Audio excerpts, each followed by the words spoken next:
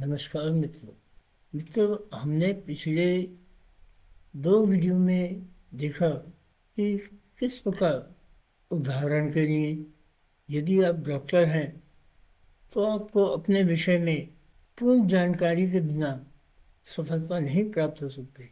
उसी प्रकार यदि आप इंजीनियर हैं, आपको अपने विषय में पूर्ण जानकारी होनी ही चाहिए, तभी सफलता मिल सकती है।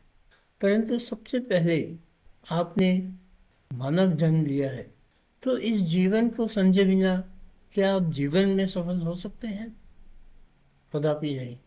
दूसरा, हमने यह देखा कि अब यह विज्ञान द्वारा प्रमाणित हो चुका है। आधुनिक विज्ञान की बिग बैंग थ्योरी व 2012 में हुए हिग्स की डिस्कवरी ने अब यह प्रमाणित कर दिया है कि जितने भी समस्त विश्व में, समस्त ब्रह्मांड में भौतिक कण हैं, फिजिकल पार्टिकल्स हैं, उन सब ने एक फील्ड से जन्म लिया है। वे सब के सब एक फील्ड से उत्पन्न हुए हैं। यह विज्ञान द्वारा प्रमाणित हो चुका है, जैसा कि हमने पिछले दो वीडियो में देखा। और अब मैं बताऊंगा कि हमारे ग्रंथों में इस विषय में क्या कहा गया है। इदं शरीरं कौन्ते श्वेतमेत भीदीयते एतद्धो वेति तं प्राहु श्वेतज्ञ इति तद्विद। श्रीमद् भागवत गीता के 13वें अध्याय में पहला श्लोक यह बताता है कि इस शरीर रूपी भगवान को श्वेत के नाम से भी कहते हैं, और जो लोग इस क्षेत्र के विषय में जानते हैं उन्हें श्वेतज्ञ कहते हैं। तो दोस्तों, इस श्लोक में भगवान इस क्षेत्र को पहले तो शरीर कह रहे हैं, उसके बाद में इसे एक क्षेत्र बता रहे हैं। अधिकांश लेखकों ने, जिन्होंने श्रीमद् भागवत गीता की व्याख्या की है, वे इस शरीर, जो शरीर शब्द यहाँ उपयोग हुआ है, उसे मानव शरीर समझा है। परंतु भगवान यहाँ पे मानव शरीर की बात नहीं कर रहे। भगवान यहाँ पे श्वेत की बात कर रहे हैं, और यह अगले दो श्लोकों में आपको समझ में आ जाएगा। दूसरे श्लोक में भगवान कहते हैं, श्वेतज्ञम चापी माम विद्धि सर्वत्र क्षेत्रेषु भारत श्वेत श्वेतज्ञो ज्ञानम यतज्ञानम मतम मम। तो दोस्तों, इन शब्दों को ध्यानपूर्वक सुने। समस्त क्षेत्रों को जानने वाला ओ भरत, तू मुझे ही समझ। और समस्त क्षेत्रों का ज्ञान जो है वह ही ज्ञान है, यह मेरा मत है, यानी भगवान श्री कृष्ण का मत है। तो जो भगवान यह कह रहे हैं वह ये कह रहे हैं कि इस क्षेत्र को जानने वाला जो ज्ञान है वास्तव में वही ज्ञान है, और अन्य सब ज्ञान मिथ्या है, व्यर्थ है। तो दोस्तों, आप इस क्षेत्र के विषय में जो मैं बता रहा हूँ उसका महत्व समझें। अब मैं अगला श्लोक आपको बताता हूँ। ऋषि भी बहुधा गीतम छंदो भी विविधै पृथक ब्रह्मसूत्र पदैश्चैव हेतु मद भिर्वे निश्चिते। ऋषियों द्वारा बहुत विस्तार से कहा गया, छंदों में कहा गया यह विज्ञान विविध प्रकार से कहा गया है। यही ज्ञान ब्रह्मसूत्र के पदों में भी बताया गया है। अब दोस्तों, ब्रह्मसूत्र क्या है? ब्रह्मसूत्र शंकर भाष्य में ब्रह्मसूत्र में क्या कहा गया है? ब्रह्मसूत्र में ब्रह्म के विषय में ही बताया गया है, मानव शरीर के विषय में नहीं। तो जो पहले श्लोक में मैंने बताया था शरीरम, तो इस श्लोक में भगवान मानव शरीर की बात नहीं कर रहे, वे ब्रह्म की बात कर रहे हैं। अब हम अगले श्लोक पे चलते हैं।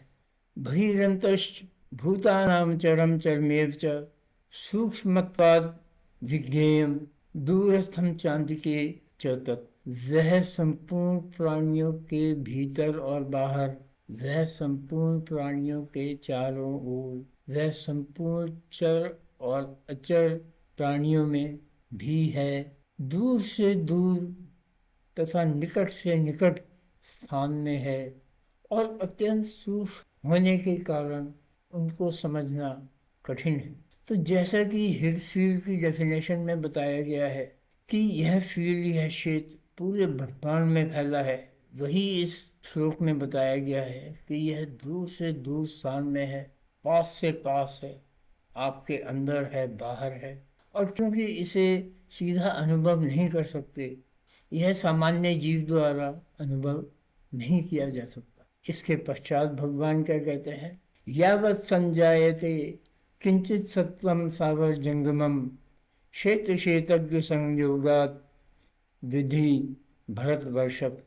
हे भरतवंशियों में श्रेष्ठ अर्जुन, तो समस्त स्थावर जंगम जितने भी प्राणी हैं उनको इस क्षेत्र और क्षेत्रज्ञ के संयोग से उत्पन्न समझ, यानी कि संपूर्ण चराचर जगत, संपूर्ण पृथ्वी, संपूर्ण कण जितने भी यहाँ विद्यमान हैं, वे इसी क्षेत्र से उत्पन्न हुए हैं, यह श्रीमद् भगवत गीता में कहा गया है।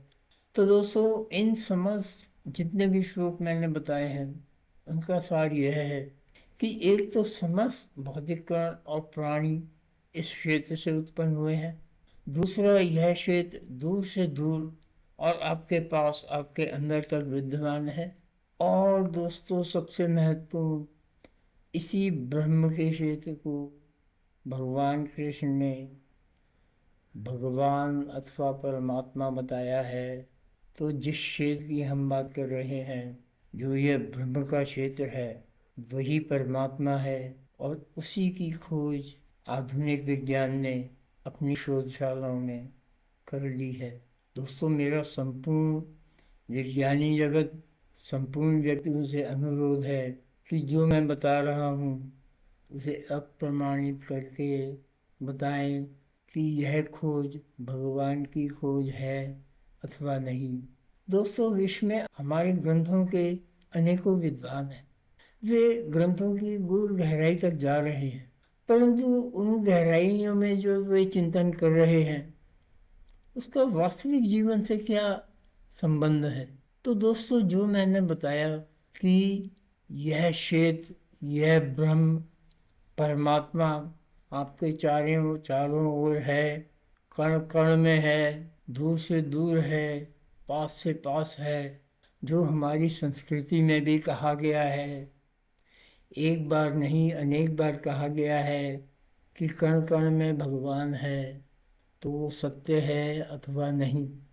इस पर चिंतन करें, सोचें, और यदि कोई भी शंका रह गई हो तो आप नीचे मुझे मैसेज करें।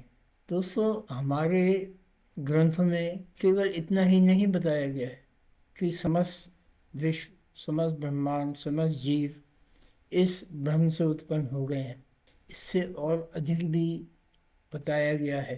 तो समस्त प्राणियों में चेतना कैसे है, बुद्धि कैसे है, ज्ञान कैसे है, यह मैं अगले वीडियो में आपको बताऊंगा। नमस्कार मित्रों।